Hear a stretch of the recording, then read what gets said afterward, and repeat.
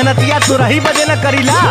हाँ तो सुनियो ला बहुत होइबा तो प्यार के न रस पाइबा रात से जिया पे रजऊ तो रस जाइबा।